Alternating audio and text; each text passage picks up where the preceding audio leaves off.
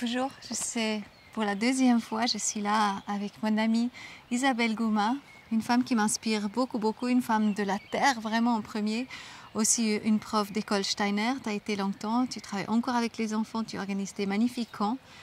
Et là, depuis une année maintenant, tu es très active dans tout ce qui se passe au niveau du Covid. Tu as un poste à responsabilité au niveau des Amis de la Constitution, justement, en fait, qui mène en fait ces danses ici, surtout aussi en Suisse romande. Donc, c'est toi un peu une des personnes clés. Tu as plein de groupes ici en Suisse romande, ça se passe bien. Et tu dis, en même temps que c'est très dur ce qui se passe, en même temps, en fait, il y a quelque chose de très beau. Est-ce que tu veux me parler de ça? Qu'est-ce qui est de beau actuellement, ce qui se passe? Et pourquoi tu te donnes tellement, toi qui adores la nature, être juste avec tes légumes et avec ta terre. Voilà, pourquoi tu t'engages autant? Qu'est-ce qui est beau, qu'est-ce qui n'est pas beau et pourquoi surtout il faut voter non? Alors moi, je peux te répondre, Coco, que depuis l'enfance, je me suis sentie dans un monde étranger.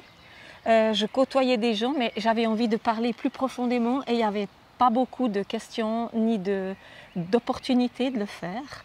Je me souviens que je prenais le train, je prenais un paquet de biscuits et je l'ouvrais et je donnais aux gens et j'avais envie de parler avec eux. Mais qu'est-ce qu'ils pensent de la vie? C'est quoi la vie pour eux?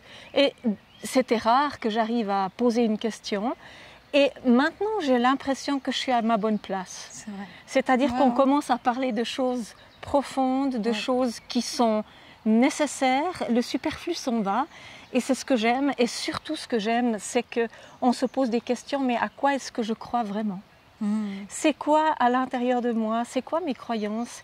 Est-ce que j'ai un espoir dans le monde spirituel ou pas? Et puis, ça devient urgent. Et là, je suis forcée. Et c'est ce qui me plaît parce que nous, les êtres humains, on est très nonchalants. Hein? Il y a un truc à faire, on le fait, mais on laisse passer souvent les opportunités d'approfondir. Et là, on est obligé. Donc, attends, je pose mon thé. Donc, attends, là, j'ai peint il y a des années des icônes. Et tout à coup, je les ai ressorties. J'en ai mis partout dans ma chambre. En plus, c'est toi qui les dessines. Et ça, je ne sais pas si on le voit. Oui, on va le voir. Mais ça, c'est ma petite icône de voyage. Et ici, on voit Saint-Georges absolument en phase sur son cheval. Donc, il maîtrise son animalité. Qui est Saint-Georges? Saint-Georges, c'est un personnage qui a lutté contre un dragon. C'est une légende. Mais vous savez tous que les légendes, elles appartiennent à la psyché. Donc, on ne cherche pas s'il a existé exactement quelle année. Non, ça appartient à notre culture humaine. Et Saint-Georges, il est aligné. Saint-Georges, il regarde le dragon dans les yeux et il lui dit « tranquille, à la niche ». Et le dragon, il est terrassé, il n'est pas tué.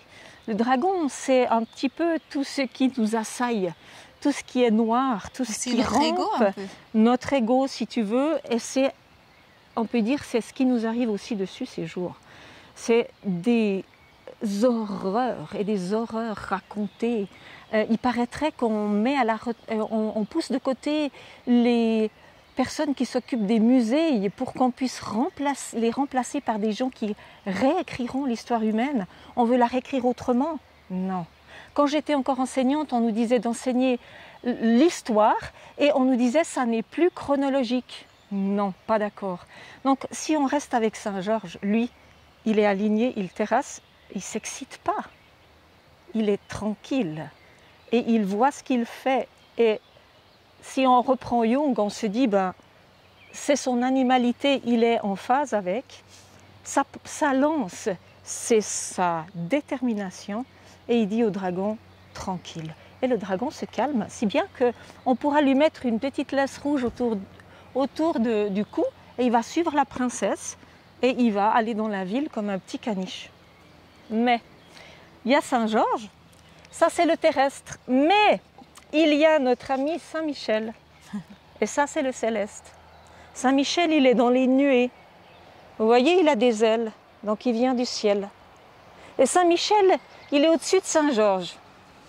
Saint-Georges, il agit sur la terre, Saint-Michel, il agit dans le monde du haut. Et lui, il terrasse aussi. Mais le dragon, cette fois, c'est un horrible diable. Autant lui, il a des couleurs vives que lui, il a des couleurs qui sont salies, du rouge qui n'est pas pur. Et le diable, si on regarde bien, il a deux visages. Il a un visage qui regarde en haut. Ouh, les rêves, les illusions, les choses qu'on peut imaginer, mais qui sont des fois souvent pas possibles. Et puis il y a un petit diable, le diable là, il a un visage qui regarde le sol. Si je crois vraiment tout ce que je vois, je suis très très matérialiste. Et il terrasse les deux tendances de cet être peu respectable et il nous donne par cet acte une indication. C'est-à-dire faisons attention à trop d'illusions ou trop de lourdeur dans le matérialisme. Et Saint-Michel, c'est un envoyé du Christ. C'est l'archange Michael. C'est l'archange Michael. Oui. Et c'est la face. La face, c'est l'envoyé du Christ. Ils sont liés là et il vient donc nous si on aider. Traduit, alors, oui. Si on traduit maintenant ça vraiment par rapport à chez nous, alors, donc quelle est notre grande invitation d'après toi? Alors voilà, pourquoi je raconte tout ça? C'est parce que grâce, vous voyez, je les ai peints et puis pour moi c'était intéressant. Mais c'est devenu beaucoup plus qu'intéressant. C'est devenu vivant. C'est-à-dire que je me suis dit, Isabelle, si tu veux garder le moral, si tu veux garder la force, il faut se lier à autre chose. C'est pour ça que je tente et j'essaye, je fais mon possible pour me lier au message de ces deux, pour essayer d'amener sur Terre, j'y arrive pas toujours, mais essayer d'amener sur Terre, comment dire, de la tranquillité, de l'acceptation, mais en même temps l'acte juste qui permettra peut-être, je l'espère, de déjouer ce grand plan qui nous arrive dessus. C'est un grand défi, mais est-ce que j'en ai d'autres? Est-ce que je peux pleurer? Non, j'ai pas envie. Je sais que nous, les êtres humains, on est plus que des êtres humains. On n'est pas de la chair, on est plus, on est habité par des forces qui sont des forces auxquelles on peut se ressourcer. Faites-en l'expérience. Moi, je ne suis pas un missionnaire, mais il y a quelque temps, j'allais pas très bien, j'ai eu peur. Et là, je me suis mise à demander de l'aide et je vous jure, ils sont là et ils attendent que ça pour se lier à nous. Nous, on a des mains, on a un cœur, on a une tête. Donc tu parles des guides spirituels, je parle des êtres de l'invisible. Et puis alors, si on se lie, on va pouvoir agir avec une partie de leur force, peut-être toute leur force, pour amener quelque chose. On n'est pas les êtres que le plomb veut transformer. On est tellement plus que cela. On est des êtres d'esprit, des êtres qui ont une psyché, qui ressentent, et des êtres de fer qui agissent dans le monde.